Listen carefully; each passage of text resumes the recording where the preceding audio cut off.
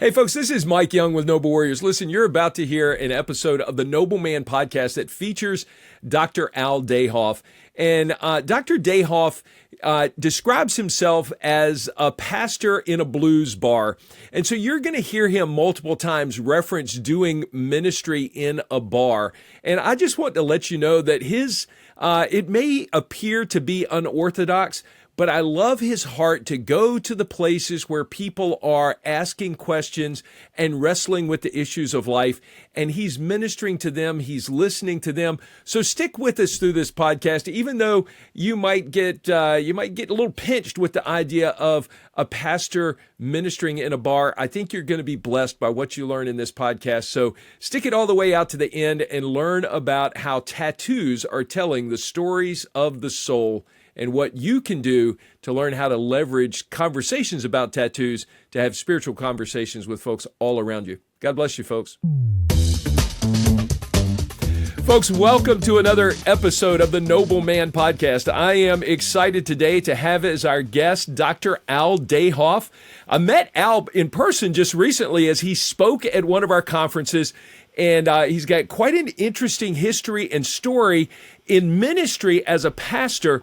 But his passion right now is leveraging conversations with people about their tattoos to learn about where they are spiritually and what's going on with them, and how they are walking or not walking with the Lord in all of this. And so we're going to have a conversation with Al Dayhoff. Al, welcome to the Noble Man podcast.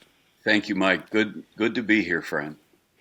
It is. It's great fun. So I know there's a story of your pastoring in the past and where you have found yourself, how you got to this place. And so I don't want to spend a huge amount of time there, but give us a thumbnail sketch of your history with pastoring and leading in the church and what you're doing now and how God brought you to this place.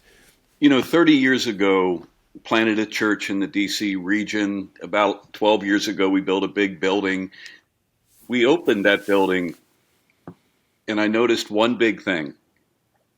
All I did is recollect Christians from my friends' churches. Yeah. And I said, I gotta change here. Something's different. And I didn't want to spend my final trimester of ministry walking on Christian carpet, doing Christian handshakes, drinking Christian coffee. Now, are some people called into that space? Absolutely. But sure. I didn't know how to get, so I went to a blues bar to think about it. And to make a long story short, I found that was my next assignment. Yeah.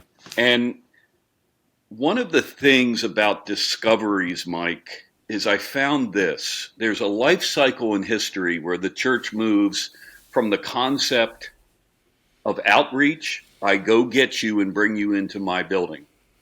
Right. Which limits discoveries, to the concept of embedded, I go to you and I stay where you are. Right. And we're in that life cycle right now as 90% of the population is not coming into our systems. And embedded in a blues bar, I saw something, and it was called a tattoo. And I didn't care that I didn't care about a tattoo. But I asked the lady, does your tattoo have a story? And for an hour and a half, she told me all her secrets. And I said, how did I miss this? And it ignited the energy to go do 1,000 tattoo interviews and spend 4 months sitting in a tattoo studio to try to figure out what are these things. So what did you learn? What did the Lord reveal to you about the tattoos and what's going on there? I know that's part of the story of you understanding what's happening with these tattoos, because we see them everywhere. They're becoming more and more popular. More and more people are choosing to permanently mark themselves. And so in your sitting with all of this, tell us what you learned about the tattoos. Mike, from a 30,000 foot view, in this life cycle in history, whatever's going on in the inside is migrating to the outside in permanent ink. It's a big deal. On top of that, one of the things that history shows is the artist tends to see and read the times long before the intellectual or a theologian. Hmm. And the artists chose a canvas in the past 50 years, the human skin. And the population started going to the tattoo artist, not the religious people, to tell all their secrets, because he listened. Hmm. And one of the life cycles that we're in is redemptive history is calling us to be a listener first, not a talker first. So your statement about that makes me think about the guy who hangs out at the local corner bar or pub because the bartender will always listen to what he has to say and does so without judging him, and so that's where he hangs out. I mean, it's the theme of Cheers. Everybody wants to go to a place where somebody knows their name, and so what you're saying is the tattoo artist has become someone who can hear someone's story and turn it into something that is a reminder for the individual. Yes. And it's interesting. I think in this way, there are levels of listeners, or what I call confessors. Yeah. There's the caddy, there is Yeah. the bartender, the beautician, your barista. But I suspect that humanity has gotten so desperate to talk versus being talked to. They're writing all over their skin in permanent ink. And Al Dayhoff didn't even notice for 55 years. Yeah. I could only come up with the question. This is important, I think. I could only come up with the question, do I agree or disagree with a tattoo? I was unable to come up with the question, what are they? Well, and I think it's important for me to make sure that I clarify here that I'm not advocating that guys go to the local bar or do any of those things necessarily, go to the tattoo artist to tell their story. What we're really trying to say here is that God's children need to do a better job of listening to what's going on in the lives of others as opposed to judging and speaking and condemning and just kind of wanting to speak their piece before they hear someone else and understand what's going on in their context. And so what your work is inviting other people to follow the example that you have kind of discovered, that people are willing to tell you an awful lot about themselves when you will ask them a question about their tattoos. Is that on track with where you're living these days? Absolutely, Mike. A tattoo is spring-loaded. You touch it and it talks. Yeah. But we tend to think that we are interviewing the tattoo. The tattoo is actually interviewing our character. Can we listen? And the tattoo is passcoded. If the tattoo and its tattoo owner thinks that you can hold a space for listening, it might tell you the truth. Yeah. Or it might decoy you. All right, now unpack that a little bit. It might tell you the truth or it might decoy you. So give me an example of a tattoo telling you the truth and a tattoo decoying you. Let's Unpack say that a you bit. have a tattoo on you and I walk up and I go, Mike, I like your ink. Does it have a story? And if you begin to introspect, you'll often rub the tattoo. But there's something that goes on in your soul that, should I tell this man my secret?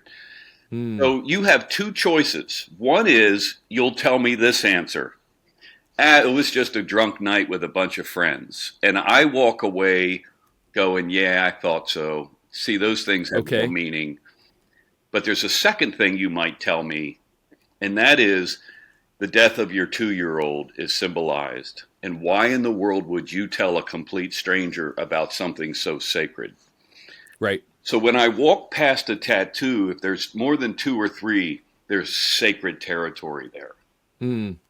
And here's a thing, that oftentimes the owner of the tattoo has never been given opportunity to process out loud with a safe listener and get under their tattoo and find out what's under it. And Mike, I think what's under it is talk to God. The first evangelist who in Genesis 3 said, "Where are you?" And the tattoo culture is responding, "Here is where I am." So they are just kind of writing the story of their journey, or some high points, low points, elements of their journey on their skin in permanent ink for others to experience, for them to appreciate primarily, but their invitation is there for others to understand and to lean into, this is the story of my journey. Yes. And, why should a complete stranger tell me his secrets or her secrets?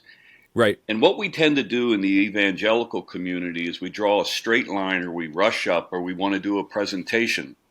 Mm-hmm. And I suspect in the life cycle that we're in, a character change is being called, of being a listener. And, one of the questions I get is, and I do conferences around the country, is, Al, when do you present the gospel? And one of the 10 answers that I give is when they ask. When they ask.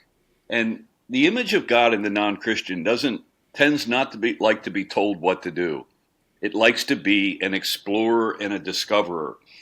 But if I can demonstrate a stillness, a listening to hear, it begins to create a trusting space. And we're kind of in this presentation factory where now the massive amount of population is not coming into our churches. And so what do? We tend to talk louder. Right. So. And we're still inviting them to come into, we're still hopeful. There are churches with 10 or 12 people in them that are hopeful that, a crowd's going to show up on Sunday, but it's not going to happen because that church has ceased to be an outward facing church. They're only an inward facing church. And we have to guard against that as individuals and be outward facing. I was thinking about, I normally try to figure, okay, well, what is God teaching me in this, and kind of talking through this. And I thought immediately of James chapter 5, verse 16, therefore confess your sins to one another, pray for one another that you may be healed. The prayer of a righteous person has great power in its working. So you've talked about the tattoos being a form of confession, and when we're listening, there is a confessional opportunity there, but it's not always sin that's being confessed here in the tattoo. It's the story of what's gone on in my life. I think about this. I've got 3 sons and a daughter. My daughter is the only one who has a tattoo, and which is really that you know. What's that? That you know. Yeah, that I know of. Yes. And it's really kind of a sweet thing because she was with some friends and got it's 3 hearts on her heel. You would right. That's the one that I know of, but it was done with her college roommates, just as kind of we've endured a lot together in this experience, and I don't know, she will maybe get some others, but there's even in those 3 tiny little hearts that she paid not a lot of money for, there is a story, and for her, it's a sweet story. And so there's some tattoos that have a sweet story. There's some tattoos that have a horror story behind them, or a tale of loss and woe. And so do you find that it's different when you hear those stories where there's a celebratory marking versus a mourning marking? What do you make of that whole experience? So let's go back to the confession, and you're right on. Yeah. The Protestants, and I'm a Protestant, tends not to understand what confession is, because we think that's what the whole Reformation was about, and we're partly right. Confession is everything. It's your hopes, your hurts, your dreams, your PTSD, mental health, working out, all of that. And what happened is confession before the Reformation was huge, huge. Martin Luther said it should be the third sacrament. And Martin Luther's one of our heroes. Yeah. But then the Reformation came, and I think one of the moving causes of the Reformation is we got out of control with this confession thing and the priest. Right. But then the Protestant protester, get it right, Christ alone, which I'm all in with. Right. However, and I think we're in a life cycle where a new Reformation every 500 years, and we're right on the money, by the way, that in the absence of the role of the confessor, someone who listens, but more than listens, hears back 100 years. But more than hears, holds, takes the story and remembers it. In the absence of the role of the confessor, tattoos have exploded. A tattoo is a confession looking for a confessor, but we have none. So there's no place to share this where it's going to be accepted, cared for, experienced with you, I guess. Here's an overlay of that. That's right on, Mike. Yeah. When the sacred leaves the wild, when the pastor or the priest or the Christian starts living in buildings, okay? In church buildings and church cultures and worship services. When the sacred leaves the wild creates its own sacred. The wild created a confessional booth called a tattoo studio. Wow. It's a big deal. Yeah. Well, obviously we're seeing plenty of it, and we're seeing plenty of it in the church. So that's an interesting thing. I mean, I've had some guys say, well, heck, 40% of the men who come to our church are tatted in some way. Now, they don't have full sleeves necessarily, but they have chosen to get a tattoo of some sort. And so this is not only a cultural phenomenon, it's a church cultural phenomenon, a church culture phenomenon in some places. And so that's an interesting challenge, well, not a challenge, but it's an interesting bit of history to wrestle with and to understand, because there are, again, we go back to these seasoned saints who would say, well, that's, it's only sailors and prisoners who would have tattoos, and they just have these categories that are not big enough for what's actually going on in our culture right now. That's good, Mike. That is exactly right. I slowly take people through three categories, and it takes a while. You can't, it took me a year to hold a tattoo to figure out what it was.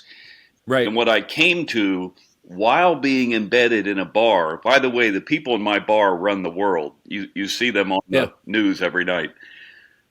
I came to it was a confession looking for a confessor, a secret looking for a listener, because the soul is not designed to contain a secret. It gets too heavy and wrecks its container.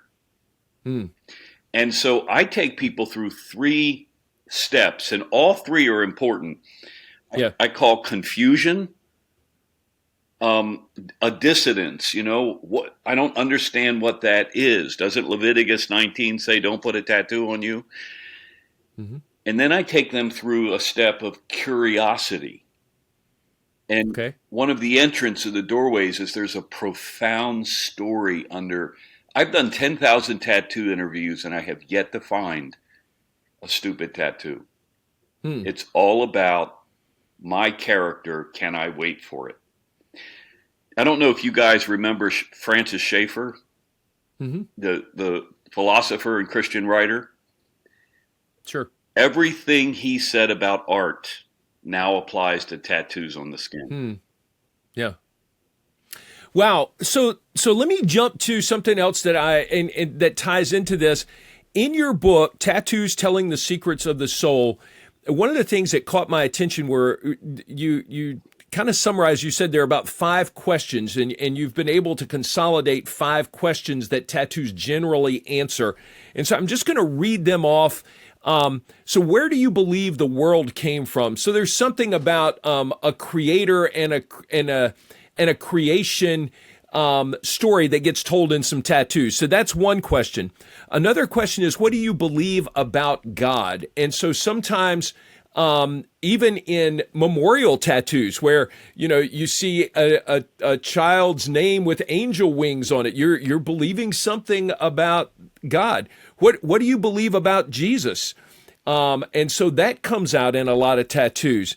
I thought this was fascinating. The number you spoke about, the number of agnostics who are, dispassionate about religion, but have cross tattoos. I mean, that's a fascinating piece. What do you believe about life after death? So we find that as a question. And then the fifth one, if you could ask God one question, what would it be? So these are categories of questions that appear to be answered in many tattoos as you've categorized them. So speak to that whole experience of coming to realize that there are some underlying categories of questions that people are wrestling with as they ink themselves.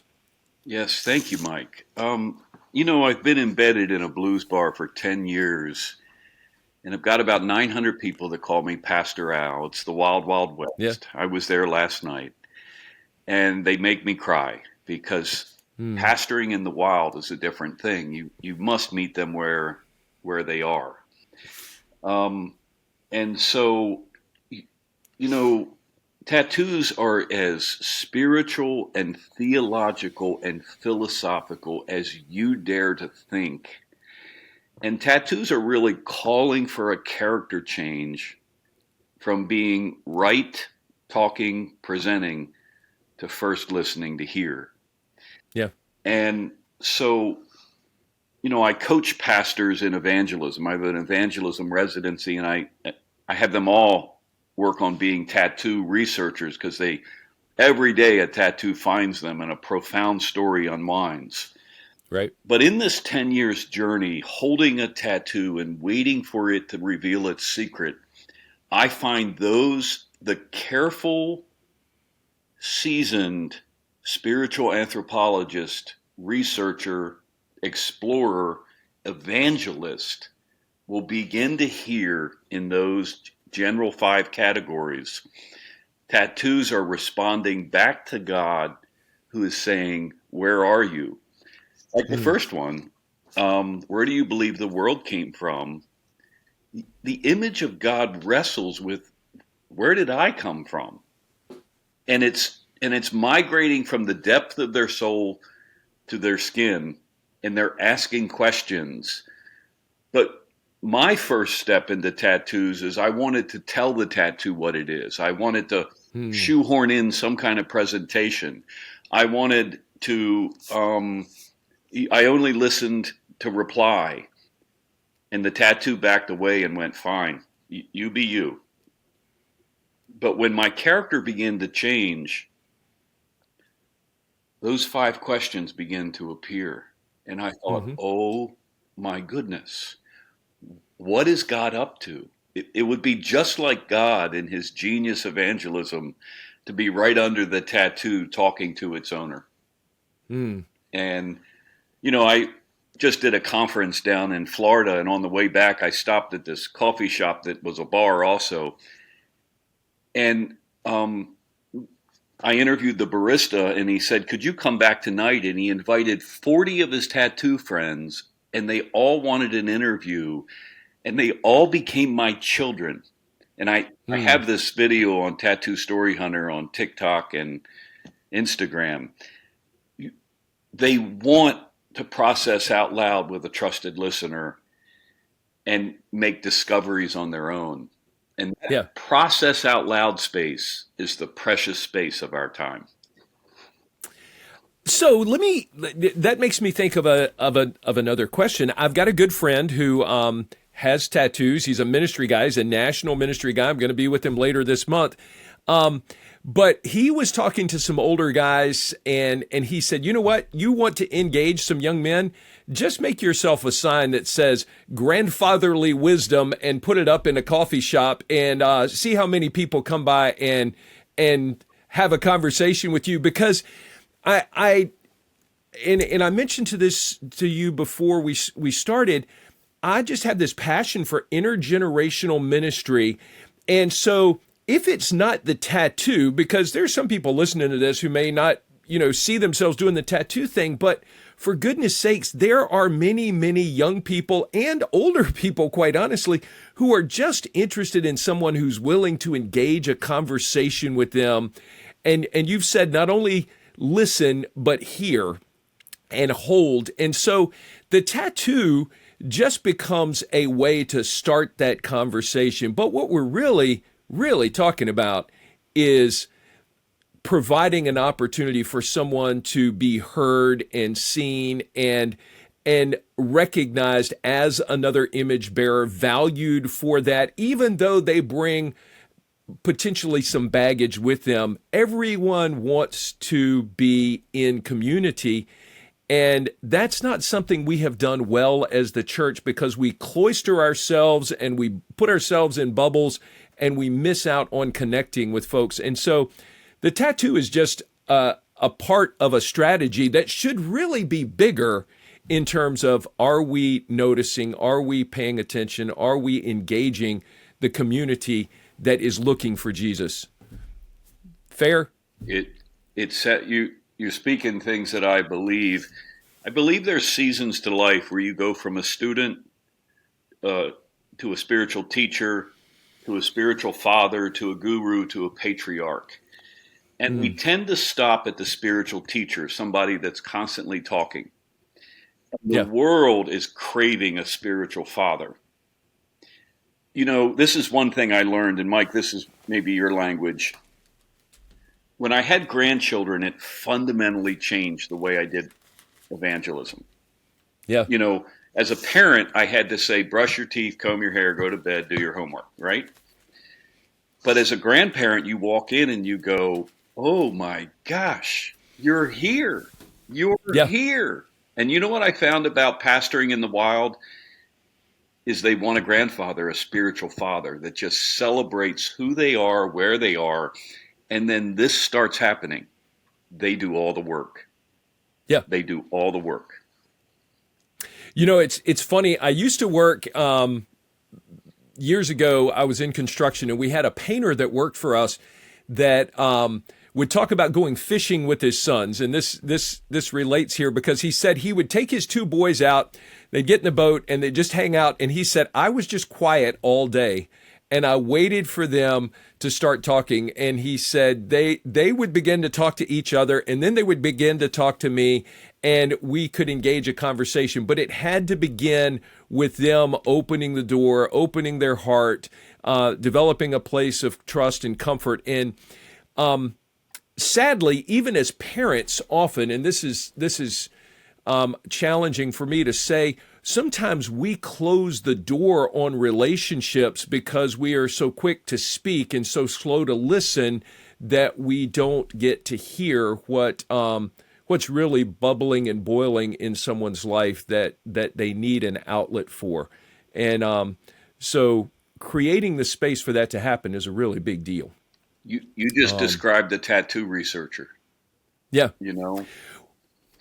Well, and I want to read this one particular story, partly because it's Virginia Beach. You'll know exactly what I'm talking about. It's in your book. It's right after the little section on those 5 questions.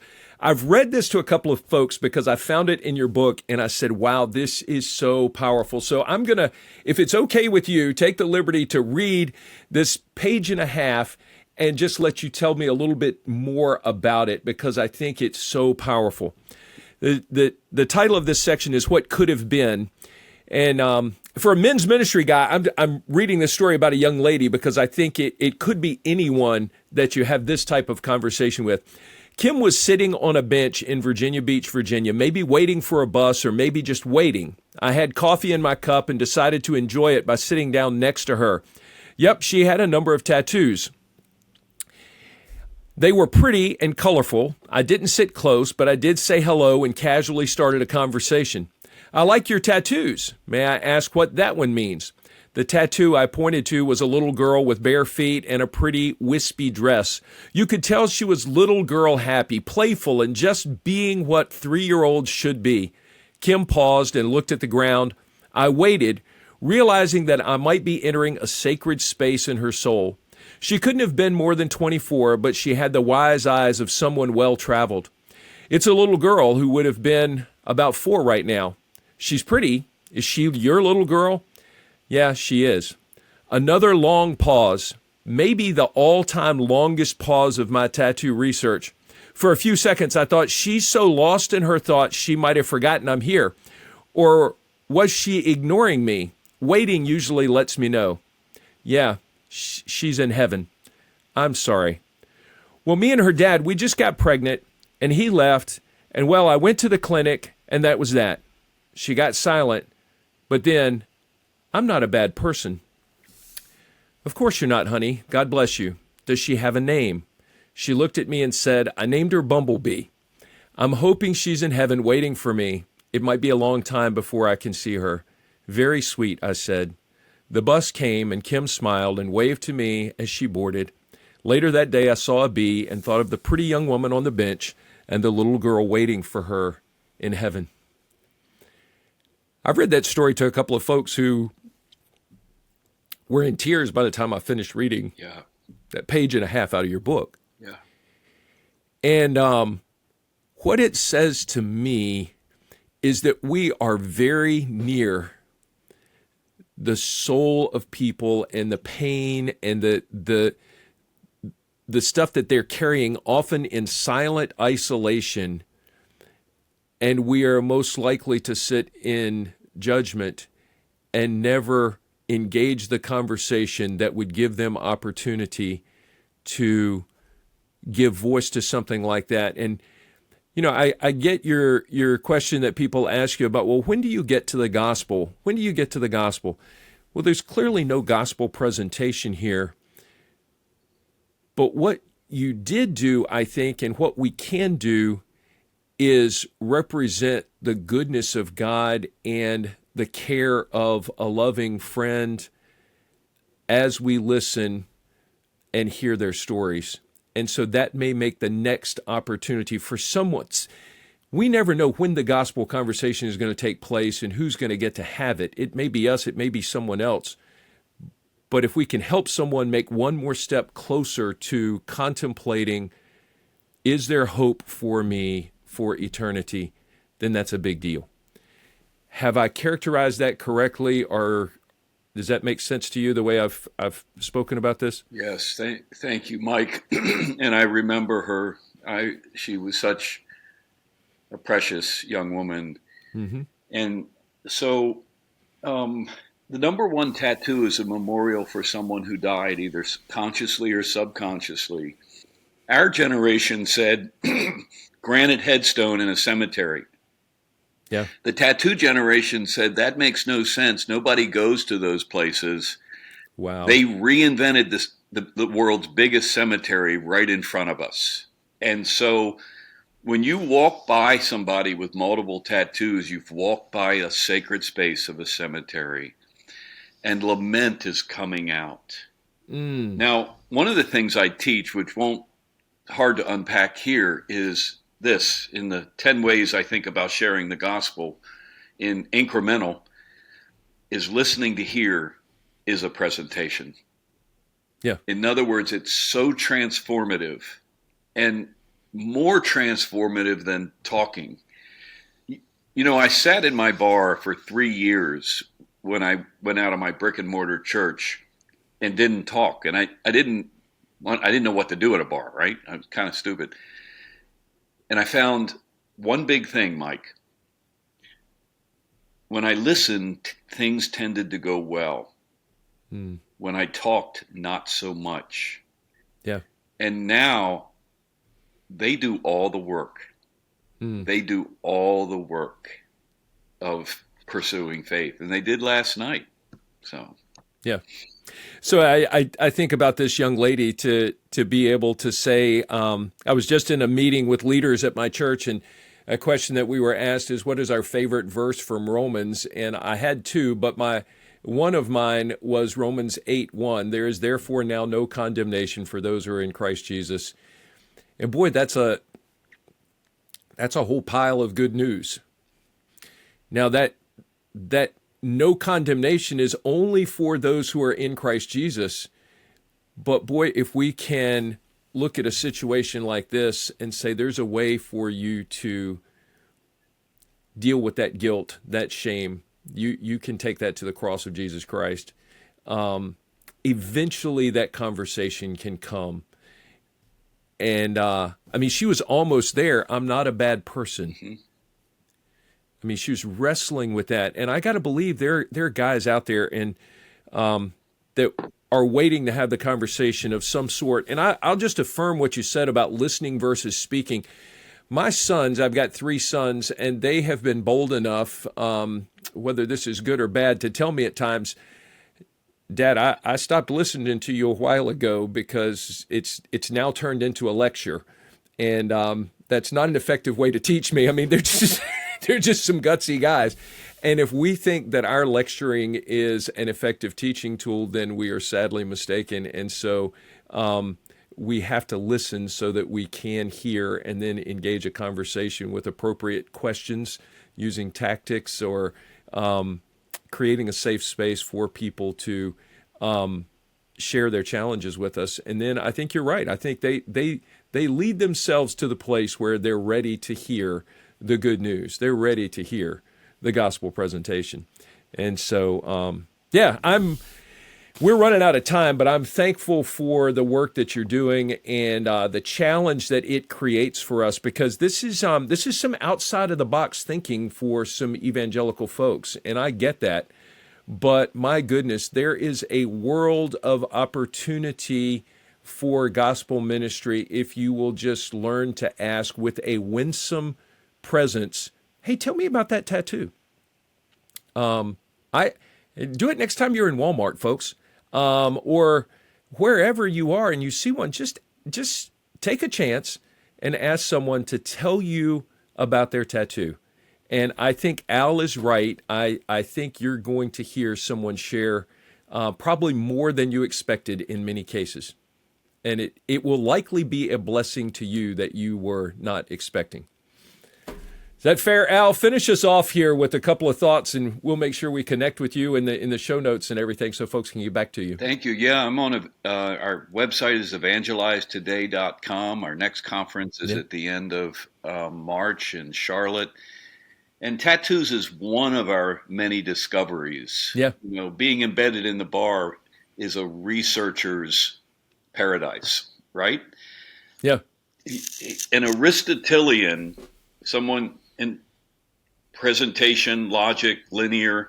I don't want to get rid of that guy, but a tattoo's a nightmare to him. To a spiritual anthropologist, it's a dream come true, that whatever's going on the inside is migrating to the outside. And God bless you as you hold the precious, sacred tattoo with a deep listening ear. I love it.